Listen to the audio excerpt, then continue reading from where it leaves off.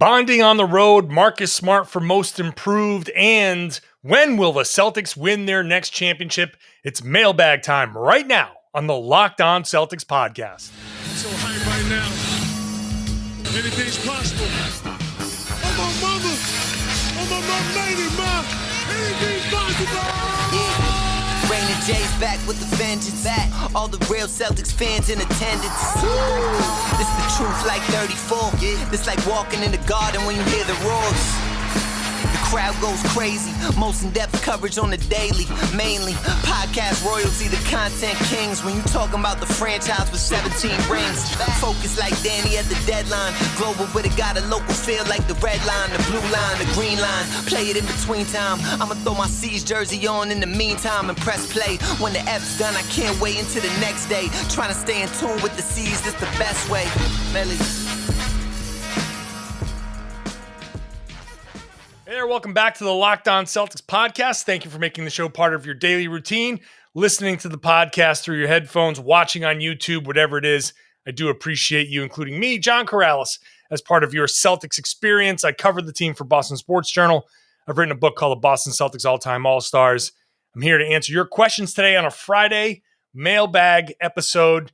Generally do the mailbags every Friday in the off season, but sometimes other things come up, but I got a new system for mailbags. If you want to get in on the mailbag, go to johnkaralis.com/mailbag. Very simple. No more Twitter, no more Facebook, no more Instagram, no more DMing anything. Very simple. johnkaralis.com/mailbag. Send me a question whenever you want. Maybe I'll incorporate them in other podcasts, but johnkaralis.com/mailbag. That's the system now for sending me questions. This way, if you're not on social media, you can send me your question anyway. I'm no longer going to cater to only Twitter. johnkaralis.com/mailbag. Bookmark it. All right, let's dive into this. Let's start with Cole W., who asked, do you think the heavy road game start to the season could benefit the team as far as gelling early, plus having more home games at the end of the season? This is such an interesting question because I didn't even think about this. When you're putting a new team together, they do bond on road trips. Road trips give you less to do. You're kind of forced to do things together. You're forced to travel together. I go back to the 2008 championship team. One of the big storylines there was the preseason in Italy, where they had nothing to do but be together. And that was like an expedited bonding type of situation.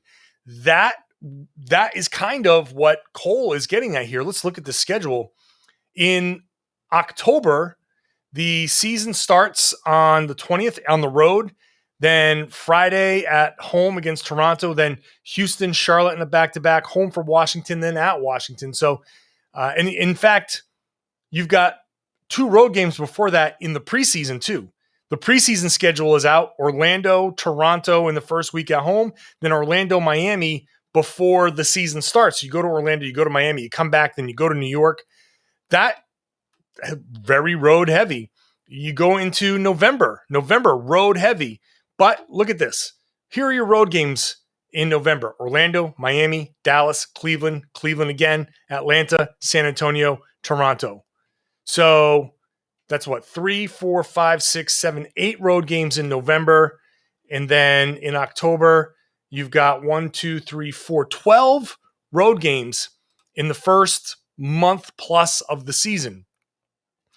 Not only is this a gelling experience and a possibility for this team to kind of get together and bond a little earlier, but this isn't exactly a murderer's row of teams that you're facing on the road.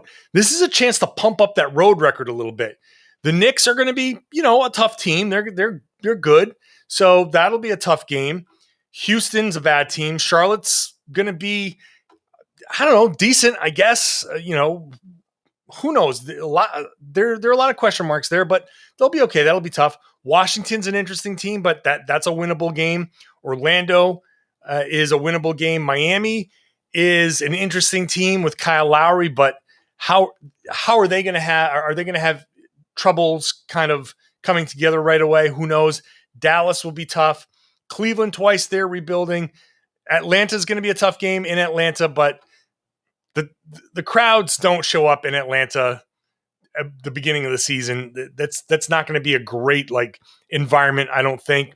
And I'm really curious about what Atlanta is going to be this upcoming season. I'll talk about more about Atlanta more in future podcasts, but they had an amazing run. I don't want to take anything away from them. I am just curious about a couple of things when it comes to the Atlanta Hawks. Then San Antonio and Toronto, 2 winnable games there. So you're not just bonding potentially on the road, you're potentially winning on the road. That helps that bonding even more. So Cole, I got to give you credit, man. That's a good point here. There are strong gelling vibes early in the season. I like that.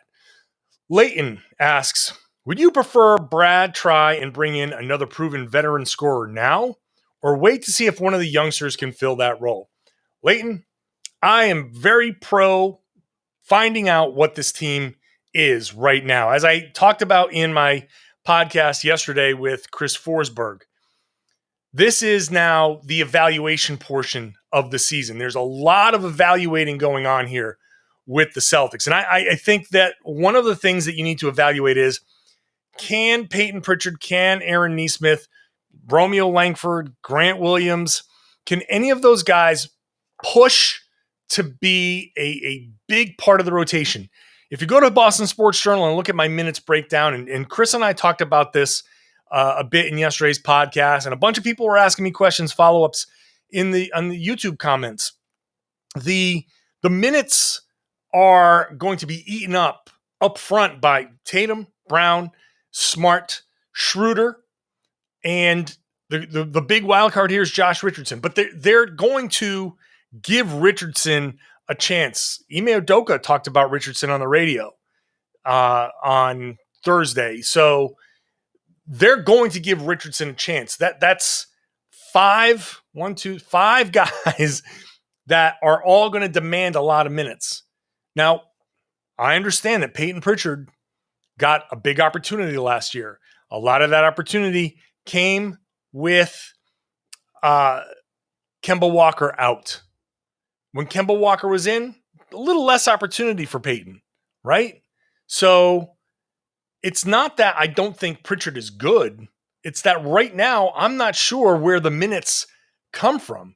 The best I can do in my initial kind of breakdown is 14, 15 minutes that I can say, I can feel good that he can be slotted in for 15 minutes, which is what? Or you want to say 16 minutes? That's 3 4-minute stints off the bat. 4 4-minute stints. Sorry, I can do that basic multiplication. 4 4-minute stints off the bench. Are you going to do that? Are you going to bring him in for 2 8-minute stints? Middle of the first quarter, bridging over into the middle of the second quarter? That could work. I mean, that could be Payton Pritchard time. And hey, there's nothing wrong with that, right? You bring him in with 4 minutes to go in the first quarter. He plays till the end. He plays for 4 minutes into the second quarter, and then the starter comes in. Marcus Smart comes in and finishes it off. That's about right. And so I don't know how many minutes those guys are going to give, but I'd love to see them try to make that push. I'd like to see them try to earn those minutes. Can Aaron Nesmith earn more of those minutes as a scorer off the bench? Will he force Ime Udoka to say, all right, Josh, you're going down to 25 minutes because I got to find 5 more minutes for Nesmith because this guy he's just too, I got to play him. So where do those minutes come from? Can those guys push? So the need for a veteran scorer right now, sure, if we're looking in a very small kind of a vacuum of this season, you can say, yeah, the Celtics need another veteran scorer. They need a power forward who can score, something like that. Totally understand that. But this is an evaluation season. This is figuring out where do these guys, these guys fit? How good is Tatum going to be? How good is Brown going to be? How well can they play in Udoka's kind of, Spursy ball sharing style? So I'd love to see the young guys try to fill that role for sure. And then I don't know. It depends on where the Celtics are at the trade deadline, or where, how the team feels they stack up against the competition. Maybe you don't bring in that veteran scorer until the summer. So a lot there to kind of unpack with adding help now or the young guys. But for now, I'm evaluating, and I don't think they need to add anything right now. And kind of throw this into a question I did get on Twitter at Mr. P. Fort, who asked, is there a world in which Pritchard starts with Smart, the Jays, and Rob? Everyone is assuming Nesmith, Richardson, or even Horford. Payton can play off ball, create space, and shoot as a shooter while Smart runs point. He can guard the ball handler while Smart guards a wing. I do have a problem with Pritchard starting. I'll say this. I don't want it to come off like I don't like Payton Pritchard. I do. I think he's a good player. He's a good basketball player and an NBA player. He's an NBA player. I think the Celtics need to find room for him somehow. But let's, I do think we have to pump the brakes a little bit on the Pritchard hype, just like we were talking about yesterday with Chris Forsberg. Starting Pritchard, what does that give you? It gives you a really small backcourt. Now, Smart is about 6'4" or so, but Pritchard is smaller than that.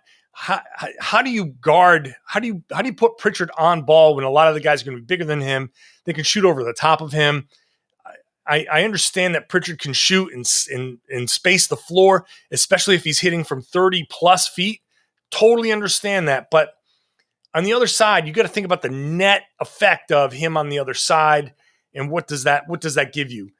Maybe it'll work. But I really, my inclination is that it's Richardson at the front of the line to start next to Smart.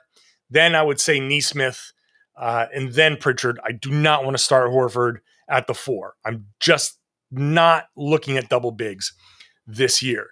All right, going to come back with more questions, including a question on, let's see, Marcus Smart. Marcus Smart is most improved player. We'll talk about that next. First, I got to tell you about BetOnline. Football season is back, and lots of people love to bet on football. College, pro, that is huge for betting. And BetOnline is your number one spot for all your football action. You get updated odds, props, contests, the biggest $500,000 NFL mega contest, the world's largest $200,000 NFL Survivor contest. It's all available right now at BetOnline. Use the promo code LOCKEDON to get a 100% welcome bonus when you sign up today. 100%, whatever you deposit. $100, you get $100. That's the 100% welcome bonus with Locked On. So take advantage of that. If you want to use the promo code NFL100, then you get a free bet on the September 9th season opener between the Buccaneers and the Cowboys. If you lose, your wager will be refunded up to $25. But if you win, you win. So check it out. BetOnline is the fastest and easiest way to bet on all your favorite sports. You have even got Vegas casino games at BetOnline. So head on over to BetOnline, your online sportsbook experts. Please gamble responsibly. You have to make sure you're subscribed to the Locked On NBA podcast, not just because I host Locked On NBA on Wednesdays, but there's a great array of hosts all week long. On Fridays, Nick Angstead of Locked On Mavericks, Adam Mares of Locked On Nuggets. They power rank the week that was in the NBA. So make sure you're subscribed to Locked On NBA. I don't edit this stuff out. If I screw up, I screw up. I could edit it out, but it's more fun to hear me screw up and have my mouth not work than to have me make it sound like absolutely perfect. What the hell? I'm a human being. I screw up sometimes. It's fun. All right, let's get back to the questions in the Friday mailbag here. Brendan F. says, will sound weird at first, but give it a second. Marcus Smart is a sneaky play for most improved player in the NBA. In the new point guard role, he could get up to 7 or 8 assists per game. Say he also raises his points per game to about 18 due to lack of clear scoring options behind JT and JB, and a result of an efficiency boost, say 45% from the field, 37% from three. And if he gets back to his all-defense self, he helps Boston be a top 4 team in the East. All right, let's give that a second. Let it sink in. Okay, Brendan. Not too weird. No, not too weird at all. I mean, but this is the absolute best case scenario, right? Like, I'm a big Marcus Smart guy, and I think that he can be I've said it, I may say this in every podcast. I think Marcus Smart's going to be a good starting point guard for the Celtics. I fully believe in Marcus Smart as the starting point guard for the Boston Celtics. This scenario is the best case scenario. 18 points per game, 36 or 37% from three, 45% overall from the field. That would be amazing. If Marcus Smart gets that, if Marcus Smart comes in, checks in with 18 points, 7 or 8 assists, and shoots 37% from three, then Brad Stevens gets the Executive of the Year award for locking this guy up long-term at money that's at the bottom third of the starting point guards in the NBA. Because Smart, with his normal defense at 18 points a game and 37% from three, that would be remarkable. That said, I don't anticipate it being quite that. I can see it being 15 points, maybe 16. I think an uptick in his three-point shooting could be expected, but he's also down around 32, 33. So let's be a little more conservative. I'm looking at him at about 35, as if you get a couple of ticks up by, if what I think is going to happen happens, him shifting a few more of his attempts from above the break to the corner where he can shoot fairly well. If that happens, then you get him up to about 35. That's about the ceiling. If he gets above 35, then wow, right? Then you have to start thinking about whether it's an aberration or not. But 35 is about where I'd go. But let's say 15 point something points per game, up around 8 assists or so, 35% three-point shooting. That is acceptable to me. That's acceptable as far as his offense, because we know his bread and butter is on the defense. So will he be most improved? I don't think so. But hey, if you're taking odds and they give you, 75 to 1 odds on Marcus Smart and you want to throw $10 down on that, hey, why not? That could be a play, because maybe Marcus Smart is due for a best case scenario. Dan A asks, I'm wondering what the future entails for Dennis Schroeder. Let's say he plays great and is having a similar season to his last year in OKC. Do you think the Celtics should trade him at the deadline or keep him for the playoffs if they trade him? What do you think the best possible return can be? Lastly, is any realistic way the C's can bring him back? Let's start at the end there. The Celtics signed him, so they don't have full bird rights. There's a few different kinds of bird rights. There's non-bird, early bird, and full bird, okay? Which you hear not, it's complicated, the collective bargaining agreement. Every time I think I get a handle on it, I screw something up. I got to go back and read it again. But after 1 year, you have something called non-bird rights, which is a form of bird rights that allows you to pay a guy basically 120% of his previous salary. Well, Schroeder is looking to get big money, double, in the 10 to $15 million range. So double what he's making now. The Celtics can't compete with that. If he were to play in a way that people, Boston, the executives, Brad Stevens would be like, yeah, we got to bring him back. The most they could offer him is 120% of what he made last season, which I can't do that math right in my head, but it's just shy of $6 million. So it's not in that range, right? If he doesn't get another contract, he likes Boston, and it works, and he does sign that, then after 2 years, you get early bird, which can get up to 175% of your prior contract. And then it's your third year, you get full bird rights. So that's the only way the Celtics can bring him back. So I do have to assume that the future for Dennis Schroeder is that he goes somewhere else. So that being said, I do feel like the best case scenario for Boston is Schroeder plays himself into a really good role here.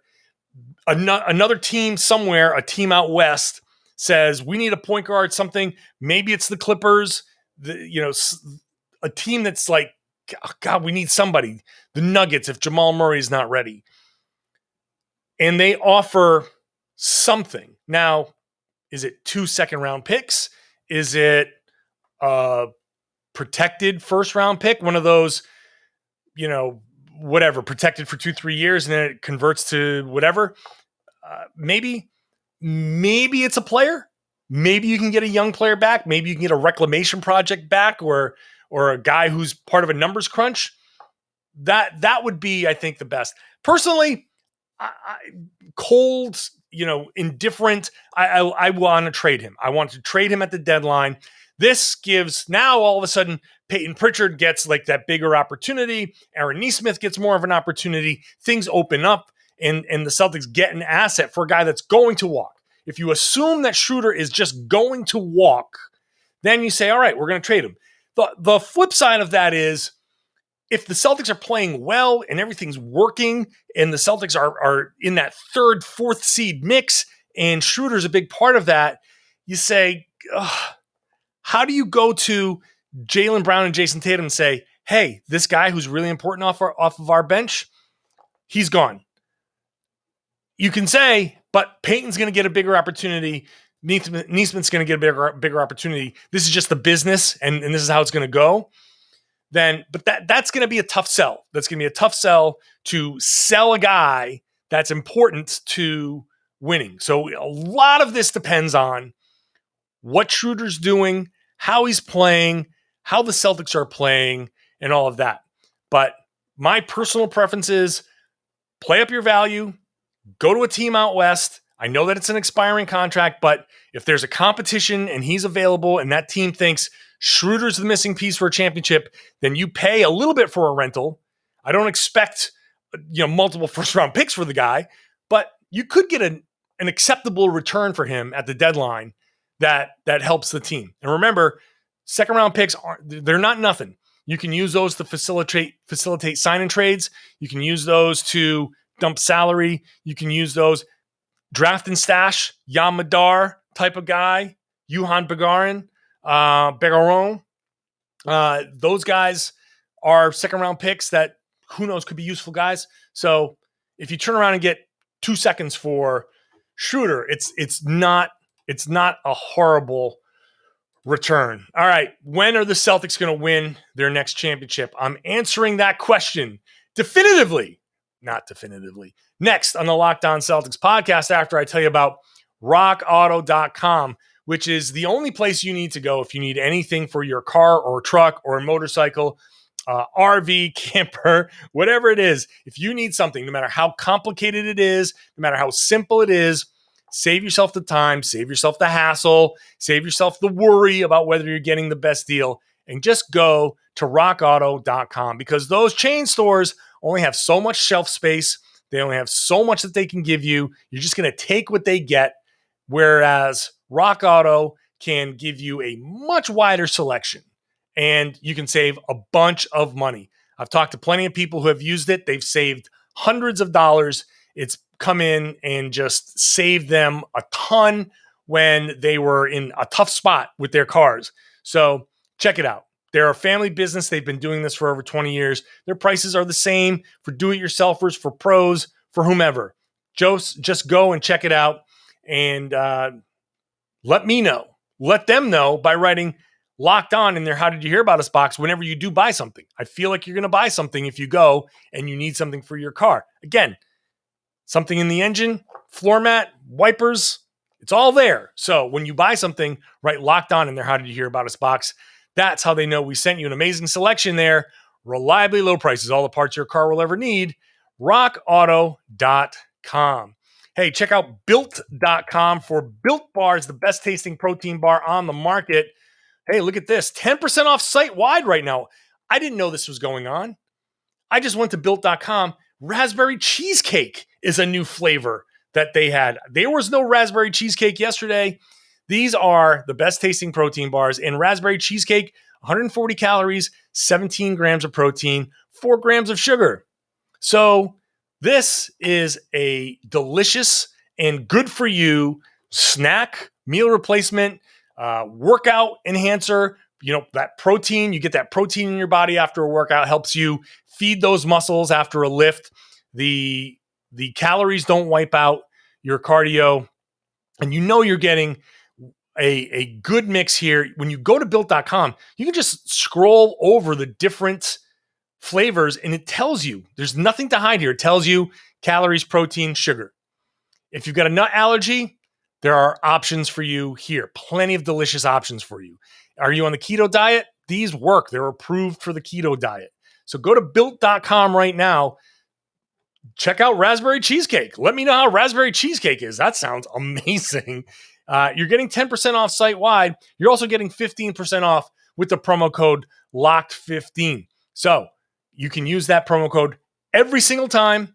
If you want to just try raspberry cheesecake, or if you want to get an assorted box, get all 9 regular flavors, 2 bars each, and then figure out which ones you like and come back and order more, Locked15 works every time at Built.com.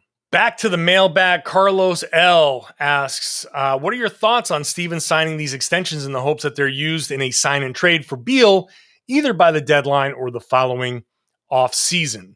So I'm sure that's possible, that one of the side effects of these extensions is they are still tradable and they can easily be packaged in a deal for Bradley Beal or another third star if another one comes available. There's always a surprise every season. So yeah, if Robert Williams becomes the apple of somebody's eye and they want him in a deal for their star, then yeah, he's tradable. Marcus Smart is tradable. Josh Richardson is tradable. Those guys all got their extensions. It's all possible. Do I think that those were the motivations? No. I think that Brad Stevens, when you sign a contract like that, you have to be willing to keep that player for the duration of that contract. And I think Brad Stevens really does want to keep Smart and Williams for the duration of that contract. But if something comes up along the way and they have to be included in a trade, well, that's the business of the NBA. So I think first and foremost, it's we signed these guys to keep them, but who knows what's going to happen moving forward. Now, Rita S. asks, instead of Beal, I feel the Celtics need a tall stretch 4. Someone like Bobby Portis makes more sense than giving up so much for another all-star guard. It didn't work to pay Kyrie or Kemba. How about focusing on a tall, 6'10", physical power forward instead? So this falls into do the Celtics go the 3-star route or the 2-star route? And Keith Smith and I last week did a 2-part podcast on exactly that. So if you really want to see us get deep into this answer, go watch. And I know Rita has probably listened to that and is aware. But if you haven't, if any of you haven't, then check that out last week. Now, the answer here depends on how Jason Tatum and Jaylen Brown are playing. If Tatum is playing at a first-team All-NBA level, Jaylen Brown is playing at a third-team All-NBA possibility, 2 no-brainer All-Stars, then I can see this. I can see going out and finding a 6'10" type of power forward that is a stretch 4 that can play that role, can come in and be a starter and accentuate those guys. And this kind of plays into the Angelo R question here that says, if the Celtics end up dominating the first half of the season, who would you want them to use the new Fournier TPE on? It seems like we could get a stud with that kind of exception. So if there is a stretch four out there that is making $17 million or less, then sure, I can see the Celtics going out there and trying to make a move for that guy. If the Celtics are dominating the first half of the season, if maybe Brooklyn has fallen off a little bit, injury, Milwaukee has the championship hangover, Boston is making a run through the first half of the season, that December schedule, they pile up some wins heading into the December schedule. They come out of December looking okay. Really, that December schedule is going to be kind of pivotal for a lot of this, because in the middle of December, the trade moratoriums start to end for guys who are signed over the summer. If the Celtics are coming out of December in a good position, then maybe you see them use it during the season. I think, again, going back to this is an evaluation season, you see how Tatum and Brown are playing and figure out, are you going the 2 or 3 star route? So maybe I don't use it at the trade deadline. Maybe I focus somewhere over the summer. So, but I completely understand Rita asking and focusing on this position, because the Celtics don't have a true power forward. They have Tatum who can play that. They have Jaylen Brown who can play that. Depending on who the matchup is, Jaylen can certainly handle a stronger power forward. Tatum can handle a longer power forward. So the Celtics can do that. The power forward position now is not what the power forward position was when I was growing up, when your power forward was Kevin McHale. You know, your power forwards were basically centers who were 2 inches shorter than your starting center, right? The power forward was also a back to the basket guy, and maybe he could shoot from 8 feet out. This is a different power forward. These power forwards are basically tall wings. And so I'm not as worried about the lack of power forwards necessarily, because the Celtics do have tall wings that they can throw out there, or at least one. But at the same time, you also don't want to tax Jason Tatum by, you got to score 30 points. We're talking about him as an MVP candidate.